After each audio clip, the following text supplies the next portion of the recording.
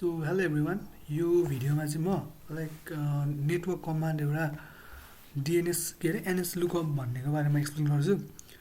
अब NS lookup भनेको चाहिँ के हो भन्दाखेरि हाम्रो लिनक्समा NS लुकअप भनेको चाहिँ नेम सर्भर लुकअप भयो। त्यो भनेको चाहिँ के हो भन्दाखेरि सपोज म एउटा कमान्ड हालेर एक्जाम्पल दिन्छु। NS लुकअप गरेर मैले google.com भनेर हाल्यो भने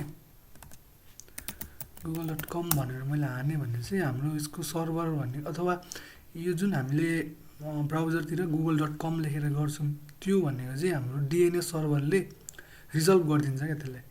भन्नुको मिनिङ यो google.com लेख्नु भनेको यो आईपी एड्रेस ब्राउजरमा टाइप गर्नु सरह हो भनेपछि यदि मैले ब्राउजरमा यही आईपी एड्रेस हाले भने चाहिँ त्यसले रिडाइरेक्ट गरेर हामीलाई google.com मा लान्छ। अथवा देखाएर दिन्छु म यो आईपी एड्रेस थियो यति गरे भने मैले गुगलमा आए हो।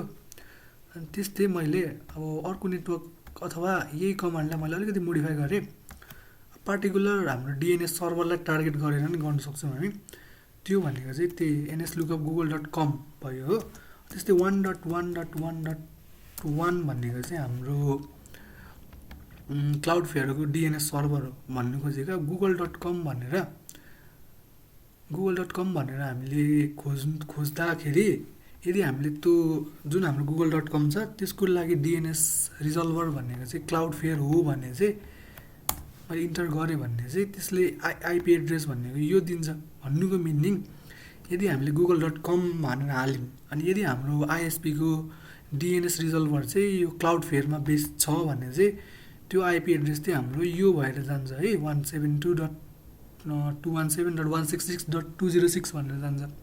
अथवा यसलाई नै मैले यहाँ गरेर हेरे यसलाई मैले हाल्दे अथवा यो आईपी एड्रेस हाल्यौं भन्ने पनि हामी गुगलमा रिडाइरेक्ट भयौं। अनि त्यस्तै यहाँ गयो।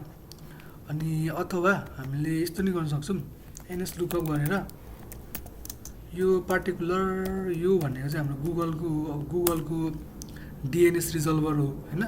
यो 1.1.1 भनेको चाहिँ क्लाउडफ्लेयरको हो। 8.8.8 भनेको चाहिँ DNS को हो। तपाईहरुले टिकटक ब्यान्ड हुँदाखेरि यो DNS चेन्ज गरेर के गरेर गर्नुभएको थियो होला।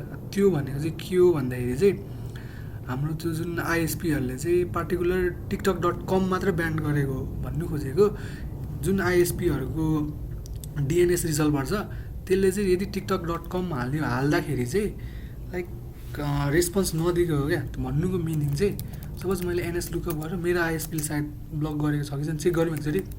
टिकटक.com भनेर मैले हाले भने चाहिँ आउँदैन, रेस्पोन्स आउँदैन किनकि त्यो ब्लक भएको छ। यसलाई मैले कन्ट्रोल सी भनेर काट्दे। त्यस्तै NS लुकअप टिकटक.com गरे अनि यदि मलाई खोज्नु छ गुगलको उतोमा DNS रिजल्भरमा 8.8.8 त्यो के रे DNS चेन्ज गरेर के गरेर टिकटक चलाउने भनेको यसरी नै हो।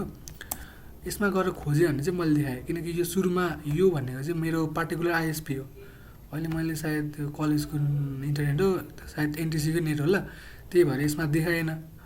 तर मैले NS लुकअप टिकटक.com गरे अनि कहाँ चाहिँ खोज्ने त भन्नु खोजेको 8.8.8 भनेको गुगलको DNS रिजल्भरमा खोज्दाखेरि चाहिँ टिकटकको आईपी एड्रेस यो आयो।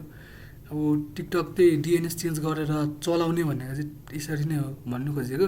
जुन हाम्रो पार्टिकुलर आईएसपी छ त्यसले चाहिँ रिजल्भ गर्न सकेन त्यही भएर चाहिँ हामीले DNS चेन्ज गरेर गुगलको हाल्यौं। गुगलको गर्दा चाहिँ पार्टिकुलर एन्सर आयो हो यो आईपी एड्रेस आयो। त्यस्तै मैले चाहिँ टिकटक.com चाहिँ अब अर्को 1.1.1 भनेको चाहिँ हाम्रो क्लाउडफ्लेयरको हो। योमा मैले रिजल्भ गरे भने यसको आईपी एड्रेस यो आउँछ है 54 point समथिङ आउँछ।